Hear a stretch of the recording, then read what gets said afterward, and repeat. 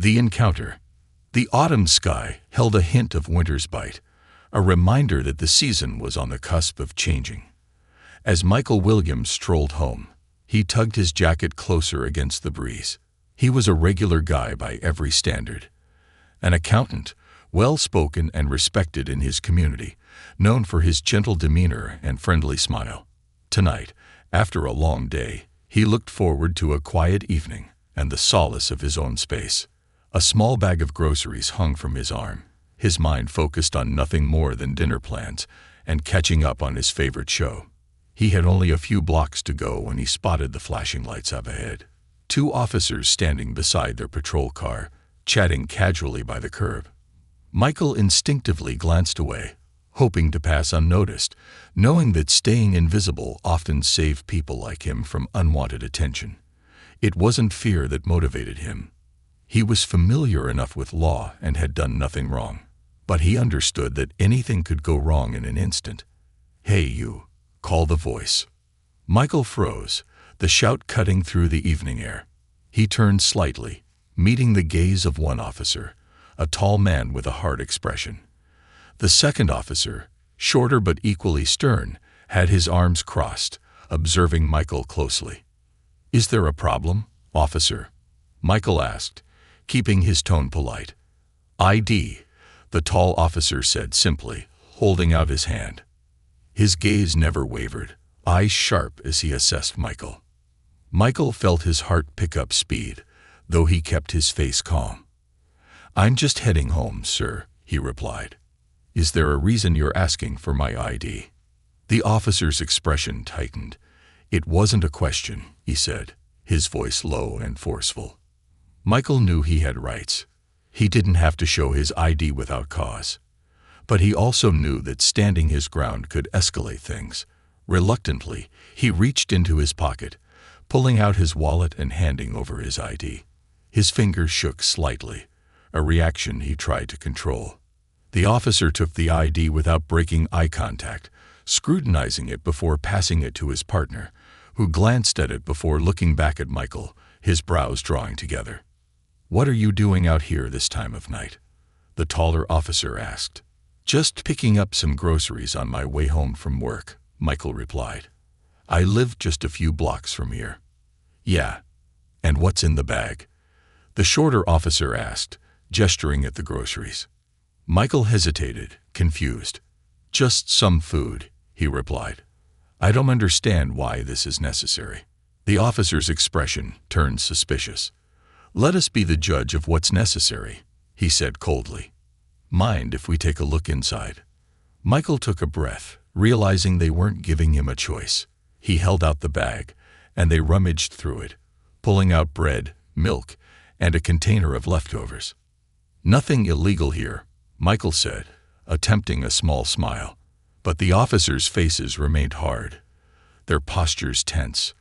An invisible barrier grew between them, and Michael felt it closing in on him. The tall officer threw the bag back to Michael with a smirk. "Looks like you're clean," he muttered, but his tone was still sharp. "Just be careful out here." Michael's pulse steadied, but he knew better than to let his guard down. He took a step back, ready to turn away, when he felt a firm hand grip his shoulder, holding him in place. "Where do you think you're going?" the shorter officer asked, his voice low and cold. "Did I say you could leave?" Michael's mind raced, but he kept his expression neutral. "Sir, if I could just..." But before he could finish, the officer shoved him back hard. Michael stumbled, the weight of the grocery bag pulling him off balance. He caught himself, standing upright again, but his stomach twisted in knots. It was clear now. They weren't interested in letting him go. "What's in your pockets?" the tall officer demanded. "Nothing but my phone and keys," Michael replied, his voice measured. "I haven't done anything wrong. I'm just trying to get home." The officers exchanged a look, and the shorter one reached out, patting down Michael's pockets without permission. Michael's body went rigid. He felt the indignity simmering inside him, but he forced himself to remain calm. "Is this some kind of joke?" he asked, his voice barely above a whisper. He was done with their games. The tall officer's eyes flashed, and he took a step closer, crowding into Michael's space. "Excuse me, did you say something?" "Just wondering if this is necessary," Michael replied, his gaze steady. "I'm not a criminal." "Are you resisting?" The officer's voice was sharp, his hand moving to the baton at his waist. Michael's heart hammered as he fought to keep his expression neutral. "No, sir," he replied, raising his hands in a gesture of compliance. "Just saying there's no reason for this." Before he could say anything more, the taller officer grabbed him, shoving him roughly against the hood of the patrol car.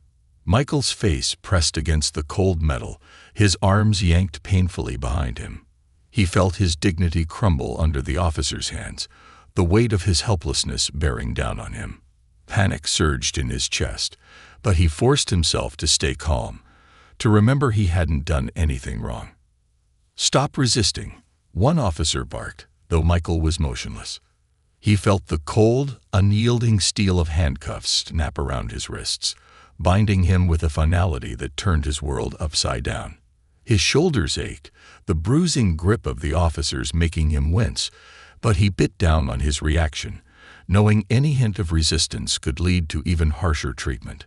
The officers pulled him back, forcing him into the patrol car's backseat. His legs stumbled over the curb as they shoved him inside, slamming the door behind him. The world blurred past the window as they drove to the station, the flashing lights reflecting off the buildings, throwing Michael's neighborhood into sharp relief. But no one stepped forward to help. The passers-by who had gathered watched with blank faces, recording but offering no help, as Michael was whisked away into a nightmare he never expected. The revelation. The holding cell was cold, sterile, and suffocating. Michael sat on the metal bench bolted to the wall, the chill of the unforgiving surface seeping through his clothes. He flexed his wrists instinctively, the dull ache of the handcuffs still lingering even though they had been removed when he was shoved into the cell. Time had no meaning here. There were no windows, no clocks, no indication of how long he'd been sitting. The only sounds were the faint hum of fluorescent lights and the occasional muffled voices of officers beyond the heavy steel door. Michael replayed the events in his head, searching for a moment, any moment, where he might have misstepped, where he could have prevented this. But there was nothing. He was guilty of nothing more than walking home. Yet here he was, stripped of his dignity, his humanity, and his sense of safety. The door creaked open, and Michael looked up sharply. The taller officer entered, flanked by another man in a suit. The man exuded authority, his every movement calculated. He carried a leather folder under his arm, and his piercing gaze landed on Michael, scrutinizing him as though he were a specimen under a microscope. "Michael Williams," the man said, his voice cool and measured. "I'm Detective Harris. I've been asked to look into this situation." Michael sat up straighter, his heart pounding. "Situation?" he asked, his voice steady but edged with frustration. "You mean being dragged off the street for no reason?" Harris raised an eyebrow, but said nothing, instead flipping open the folder. "We had a report of suspicious activity in the area," he said after a moment. "2 officers responded and found you. Given your behavior." "My behavior?" Michael interrupted, his voice rising. "What behavior?" "Walking home. Carrying groceries." Harris didn't flinch. "You resisted a lawful stop," he said flatly, his words clipped. "I resisted nothing," Michael shot back, his frustration bubbling over. "I cooperated. I gave them my ID. I let them search my bag. And for what? Because I didn't look like I belonged. Because my skin doesn't match the neighborhood." For the first time, Harris faltered, his professional mask slipping just slightly. He didn't reply immediately, instead glancing at the officer, who shifted uncomfortably under Michael's glare. "There's video evidence," Harris said finally. "Let's review it." The 3 of them walked to a small room at the end of the corridor, where a monitor sat on a desk. Another officer sat at the controls, nodding at Harris as they entered. "Pull up the footage from the body cams," Harris instructed. Michael stood in silence as the officer typed quickly, the screen flickering to life. The grainy footage showed the street where Michael had been stopped, the two officers looming large as they confronted him. "Play it," Harris said, his tone sharp. The first few moments were exactly as Michael remembered, the tall officer demanding his ID, the shorter one rifling through his bag without cause. But then came the moment where everything escalated. The officer's body cams clearly captured Michael trying to explain himself, his hands visible, and still no hint of aggression. Yet the audio betrayed the taller officer's harsh accusations, claiming Michael was getting aggressive. The footage made it evident that Michael's only offense was standing still and speaking firmly. Harris frowned, leaning closer to the screen as the video continued. The officers shoved Michael against the car, twisted his arms, and snapped the cuffs on tightly. From the body cam's perspective, there was no resistance, no threatening movements, only fear and confusion. "Pause it," Harris said, his voice low. The footage froze on Michael's face, pressed against the patrol car, his expression twisted in pain. The room fell silent. Michael stared at the screen, the image of his own humiliation playing out like a scene from someone else's nightmare. He swallowed hard, anger, and disbelief swelling in his chest. Harris turned to the taller officer, his expression unreadable. "This doesn't look like resistance," he said coolly. "It looks like excessive force." The officer stiffened, his jaw tightening. "He was being combative," he said, though his voice wavered slightly. "We had to control the situation." "Control," Michael said, his voice sharp with anger. "That's what you call throwing me against a car for walking home." The officer's eyes darted to Harris, but the detective didn't offer him any support. Instead, Harris turned back to the monitor and gestured to the technician. "Show me the footage from the second body cam," he said. The second angle was even worse. From this perspective, the taller officer's unnecessary aggression was plain as day. Harris' frown deepened, and he folded his arms, leaning back slightly. "This is not protocol," Harris said finally, his tone icy. He turned to the taller officer, his gaze hard. "You escalated the situation unnecessarily. I'll be filing a report with Internal Affairs." The officer's face flushed, but he said nothing, his shoulders stiffening as the weight of Harris's words sank in. Michael felt a surge of vindication, but it was quickly tempered by exhaustion. It didn't undo the pain, the humiliation, or the deep-seated fear he now carried. Even with proof, he knew how rare accountability was in situations like this. "What happens now?" Michael asked, his voice quieter now, but firm. Harris met his gaze, his expression softening just slightly. "You'll be released immediately," he said, "and I'll make sure your record reflects that you were wrongfully detained." "And them?" Michael asked, nodding toward the taller officer. Harris hesitated. "That's for Internal Affairs to determine," he said carefully. "But this isn't the end of it." Michael nodded, his jaw tightening. It wasn't enough, but it was something. Back in a holding cell, Michael waited for the paperwork to be processed. The minutes dragged by, and he tried to keep his mind from wandering to dark places. He thought of his mother's words, a mantra she'd repeated to him growing up. "Keep your head high, no matter what they throw at you." The cell door opened, and Harris stepped inside, a faint look of remorse in his eyes. "You're free to go," he said simply, holding out a folder. "Here's a copy of the incident report. My number's in there, if you need anything." Michael took the folder but didn't reply. What could he say? Thanks for doing the bare minimum. As he stepped out into the cool night air, the weight of the ordeal hit him all at once. He wanted to cry, to scream, to let out all the emotions swirling inside him. But he held it together. He was free, but he knew that for many others, the story didn't end this way. He glanced back at the station, his mind made up. He wasn't going to let this experience fade into the background of his life. Something had to change, and if no one else was going to step up, he would. Michael squared his shoulders and began the walk home, his heart heavy but determined. This wasn't just about him. It was about every person who had been treated like less than human. Tomorrow, he would start making calls. This time, the system wouldn't get the last word. Sparks of justice. The sun had just started to rise, casting a pale light across the city.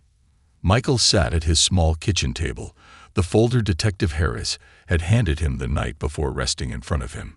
He had barely slept, the weight of everything that had happened pressing down on him like a physical force. Each time he closed his eyes, the image of himself pinned against the patrol car returned, accompanied by the officer's voice accusing him of resisting.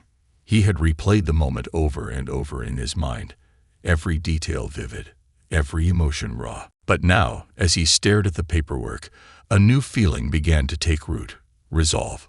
Michael reached for his phone and began making calls.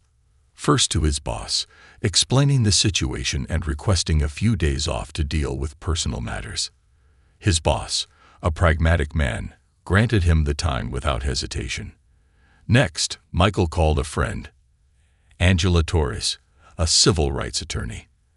Angela had always been a fighter, someone who thrived on taking on the system and holding it accountable. Michael. Angela's voice came through the line, sharp and clear despite the early hour. "Are you okay?" "Not really," Michael admitted, his voice heavy. "Something happened last night. I need your help." Angela didn't need details to spring into action. "Come to my office," she said. "We'll figure it out." 2 hours later, Michael sat across from Angela in her small but well-organized office. The walls were lined with bookshelves, each one packed with legal texts and case files. A framed poster of Martin Luther King Jr. hung behind her desk, the words "Injustice anywhere is a threat to justice everywhere" emblazoned in bold letters. Angela leaned forward, her hands clasped in front of her, as she listened to Michael recount the events of the previous night. He told her everything, every word, every gesture, every moment of humiliation and fear. She didn't interrupt, her expression a mix of concern and quiet fury. When he finished, Angela leaned back in her chair, exhaling sharply. "Michael, this is unacceptable," she said. "They had no probable cause, no justification for stopping you, let alone detaining you. This is exactly the kind of abuse of power I fight against." Michael nodded, his jaw tightening. "I don't want this to happen to anyone else," he said. "I want to do something, but I don't know where to start." Angela's eyes sparkled with determination. "We start by filing a formal complaint," she said. "We'll document everything, your account, the body cam footage, the physical and emotional harm you've endured. Then we'll take it to the police department and demand accountability." "And if they brush it off?" Michael asked, his voice tinged with doubt. "Then we go public," Angela said firmly. "Media, social platforms, community leaders, we make sure everyone knows what happened. They can't ignore you if enough people are watching." Michael felt a flicker of hope. It wasn't much, but it was something. For the first time since the ordeal, he felt like he had a path forward. The next few days were a whirlwind. Angela worked tirelessly, gathering evidence and preparing the complaint. Michael revisited the police station to retrieve a copy of the official report, his heart pounding as he stepped inside. This time, however, he wasn't alone. Angela was by his side, her presence a shield against the cold, unwelcoming stares of the officers. The report was riddled with inaccuracies. It claimed Michael had been acting suspiciously and refused to comply with lawful commands. Angela's lips pressed into a thin line as she read it, her anger simmering just beneath the surface. "We'll handle this," she assured Michael as they left the station. "They won't get away with rewriting the truth." That afternoon, Angela filed the complaint with the department's Internal Affairs Division. The process was slow, bureaucratic, and frustrating, but Angela's persistence was unwavering. She also contacted local media outlets, sharing Michael's story and the footage from the body cams. Within hours, the story began to spread. By the end of the week, Michael's name was everywhere. News anchors dissected the footage, community leaders called for justice, and social media erupted with outrage. People rallied around Michael, sharing their own stories of similar encounters and demanding change. The movement grew quickly, fueled by a collective desire to hold those in power accountable. At first, Michael felt overwhelmed by the attention. He wasn't used to being in the spotlight, and the weight of representing something bigger than himself was daunting. But as he read the messages of support pouring in from strangers, some thanking him for his courage, others sharing how his story inspired them, he began to feel a sense of purpose. This wasn't just about him anymore. It was about every person who had been silenced, every story that had been buried. Meanwhile, at the precinct, the atmosphere was tense. The taller officer, Sergeant Carter, and his partner, Officer Mills, were placed on administrative leave pending the investigation. Carter was furious, pacing the small confines of his apartment as he ranted to his wife. "They're treating me like a criminal," he spat, slamming his fist on the table. All because of some guy who couldn't keep his mouth shut. His wife, a quiet woman who rarely challenged him, finally spoke up. "Maybe you shouldn't have pushed him so hard," she said softly, her words hanging in the air. Carter froze, her words slicing through his anger. For the first time, a sliver of doubt crept into his mind. Had he crossed a line? Mills, on the other hand, was racked with guilt. The footage didn't lie, and seeing it replayed on the news made him sick to his stomach. He had always told himself he was one of the good guys, but now he couldn't escape the truth. He had stood by and let an innocent man be humiliated, and now the world knew it. Mills spent his days in a fog, avoiding calls from colleagues and replaying the encounter in his mind. He couldn't shake the image of Michael's face, the pain and disbelief in his eyes. As the investigation continued, Michael was approached by community leaders and activists who wanted to turn his experience into a catalyst for change. Together, they organized a town hall meeting to address the broader issues of racial profiling and police misconduct. The event was packed, the room buzzing with energy and emotion. Michael stood at the front, flanked by Angela and other advocates. When it was his turn to speak, he stepped forward, his hands trembling slightly as he gripped the microphone. "My name is Michael Williams," he began, his voice steady despite the storm of emotions inside him. "And I'm here today because I believe we can be better. Not just for me, but for everyone who has ever been made to feel small, to feel less than human." The room erupted into applause, and Michael felt a swell of courage. This was just the beginning. But for the first time, he felt like he was taking control of his story. Breaking the system. The town hall meeting was just the beginning. As the days turned into weeks, Michael found himself swept up in a wave of activism and legal battles, each moment chipping away at the fear that had initially consumed him. He was no longer just a victim. He was a voice, a symbol for others who had endured similar injustices. Angela's phone barely stopped ringing, with calls pouring in from journalists, community organizers, and even law firms offering their support. The body cam footage had gone viral, sparking national outrage. It wasn't just the blatant misuse of power that struck a chord with people. It was Michael's calm dignity, his refusal to lash out, even as he was humiliated. Michael sat in Angela's office, going over the plans for a public rally. Flyers were scattered across the table, emblazoned with the words "Justice for Michael Williams." "Stop police brutality now." Angela's assistant typed furiously on a laptop, coordinating with volunteers. "You're becoming a movement, Michael," Angela said, leaning back in her chair. "This isn't just about your case anymore. People are tired of this. You've given them a reason to stand up." Michael sighed, the weight of her words settling over him. "I didn't ask for this," he said quietly. "I just wanted to go home that night." Angela nodded, her expression softening. "I know, but sometimes we don't get to choose the fight. It chooses us." Michael looked down at the flyer in his hands. He didn't feel like a leader, but he couldn't ignore the momentum building around him. He had to keep going, not just for himself, but for everyone who saw their own story in his. Meanwhile, The police department was in damage control mode. The chief of police, a grizzled man named Robert Hayes, held an emergency meeting with his senior staff.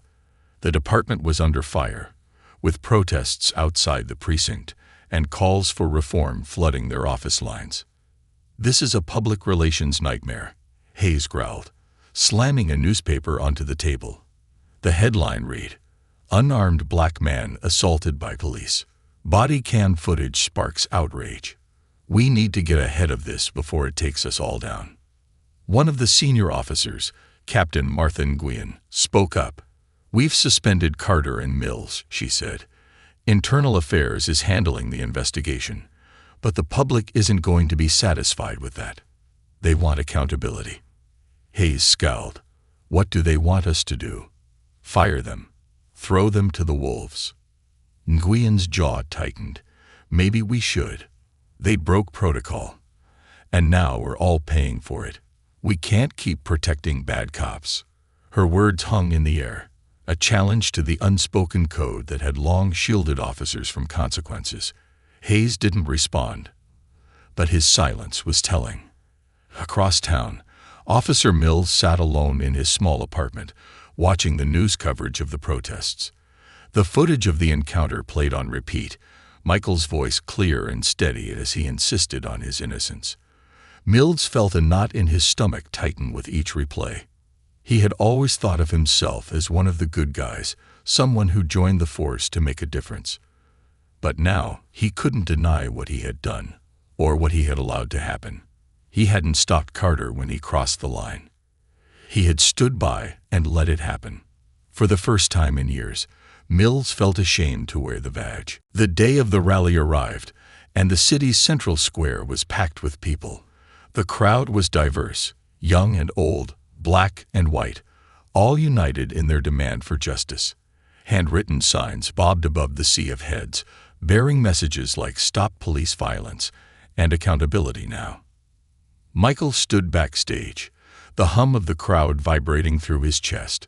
He glanced at Angela, who gave him a reassuring nod. "You've got this," she said. "Just speak from the heart." Taking a deep breath, Michael stepped up to the podium. The crowd erupted into cheers, and for a moment, he felt overwhelmed by the sea of faces looking up at him.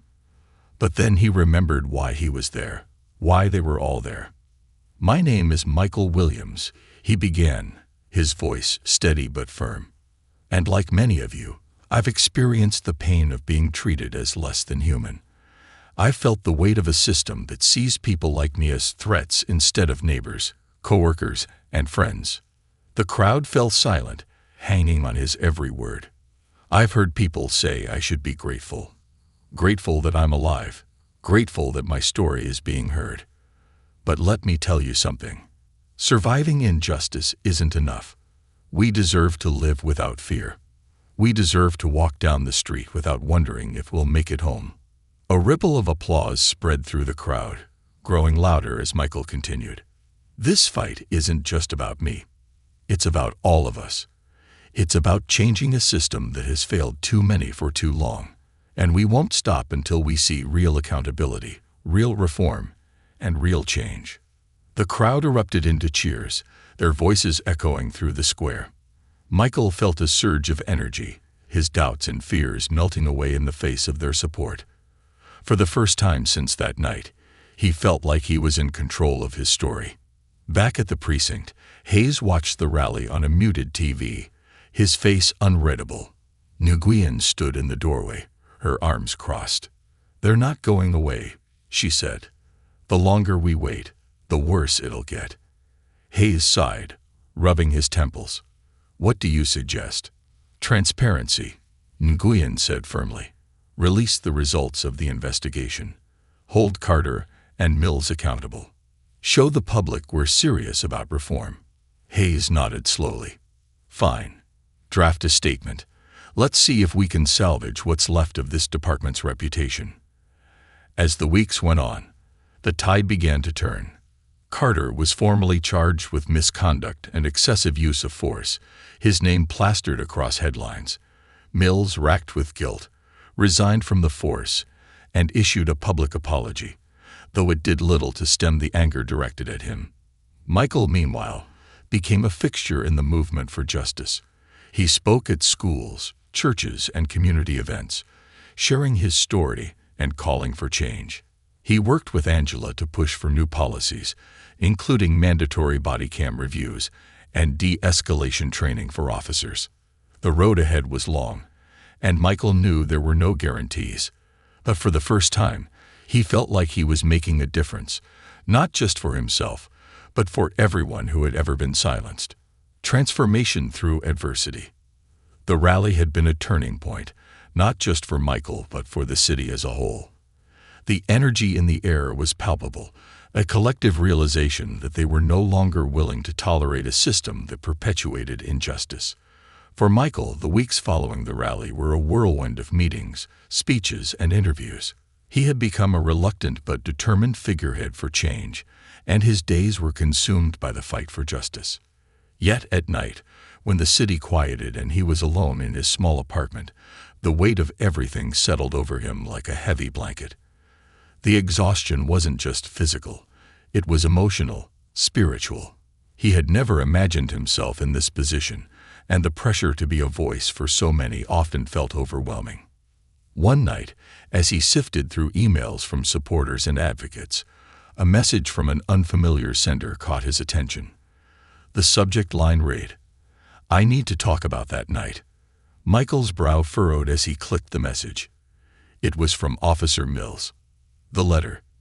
The email was short, the words clumsy and riddled with the kind of hesitation that comes from writing something deeply personal. "Michael, I don't know if you'll even read this, but I need to say it. I was one of the officers who arrested you that night. I've watched the footage over and over, and I can't escape the fact that I didn't stop what happened. I stood by when I should have stepped in. I let it happen. I'm sorry. I don't expect forgiveness. I don't even know if I deserve it. But I can't stay silent anymore. If you're willing to meet, I'd like to talk. No excuses, no justifications, just the truth. Mills." Michael stared at the screen, his emotions swirling in a chaotic storm. Anger, confusion, disbelief, but also curiosity. This wasn't what he expected, and he wasn't sure how to feel about it. He closed his laptop and leaned back in his chair, the words replaying in his mind. Did Mills really want to make amends?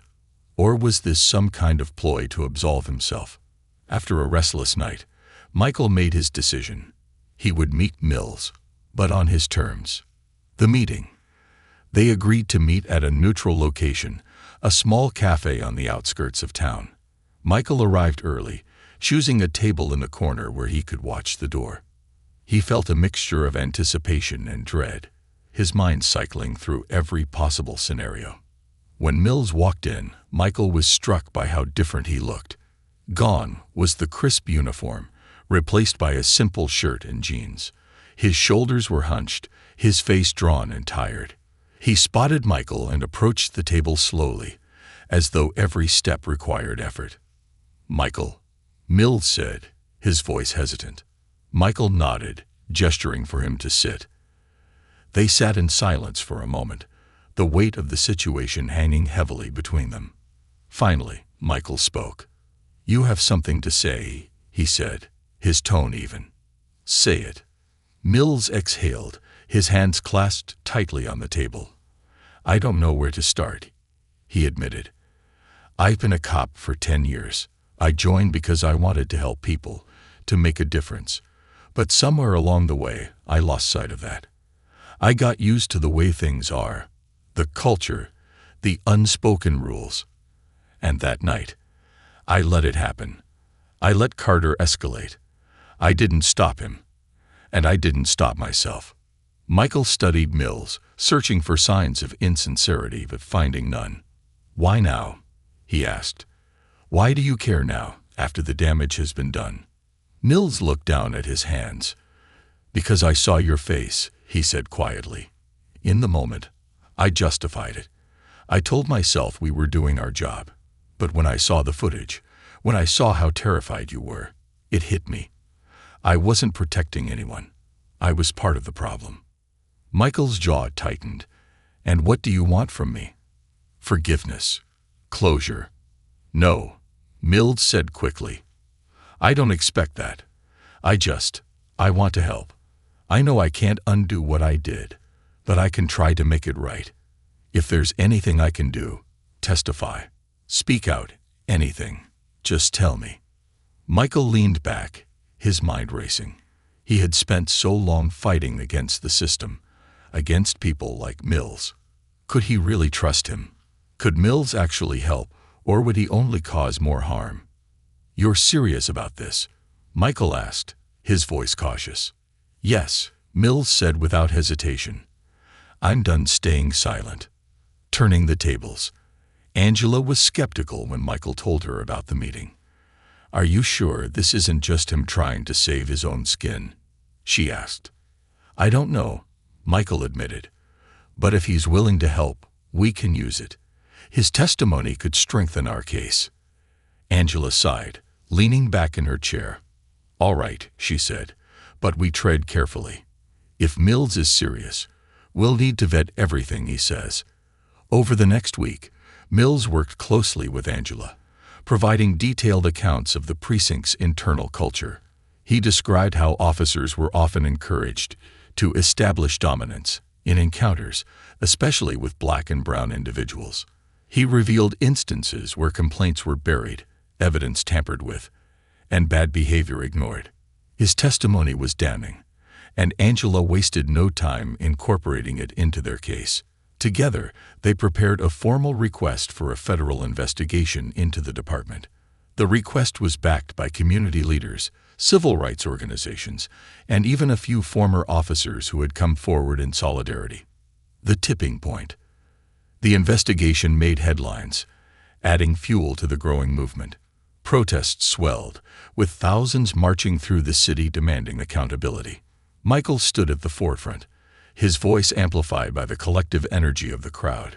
He was no longer just fighting for himself. He was fighting for a future where no one would have to endure what he had. As the pressure mounted, the city's leadership was forced to act. The police chief announced sweeping reforms, including mandatory de-escalation training, independent oversight of misconduct investigations, and the termination of officers with repeated complaints. For Michael, it was a victory, but it was bittersweet. The scars from that night would never fully heal, and the fight was far from over. But as he stood on the steps of City Hall, addressing a crowd of thousands, he felt a flicker of hope. We've taken the first step, he said, his voice strong. But this isn't the end. Change doesn't happen overnight.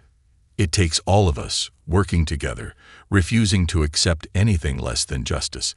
And we won't stop until we get it. The crowd roared, their cheers echoing through the city. Michael smiled, the weight on his shoulders feeling just a little lighter. A new beginning. The courtroom was silent, save for the soft scratching of pens and the occasional cough. Michael sat at the plaintiff's table beside Angela, his posture straight and his gaze steady. Across the room sat Carter, his once confident demeanor now replaced by a nervous energy. His lawyer whispered in his ear, but Carter's focus was elsewhere, his eyes darting around the room like a trapped animal. Officer Mills was on the witness stand, his face pale but resolute. He had spent the last hour recounting every detail of that night. The unjustified stop, the fabricated claims of resistance, and his own failure to intervene. His testimony was a damning indictment not only of Carter but of the toxic culture within the precinct. I could have stopped it, Mills said, his voice steady but tinged with regret. I should have stopped it. That I didn't. And for that, I am deeply sorry. The judge regarded Mills carefully, her expression unreadable. Thank you for your honesty, Officer Mills, she said. You may step down. As Mills returned to his seat, Michael caught his eye. There was no smile, no nod of forgiveness, just a shared understanding. Mills had taken the first step toward redemption, but Michael wasn't ready to absolve him yet. That would take time, if it ever happened at all. The verdict. The jury deliberated for 3 tense days.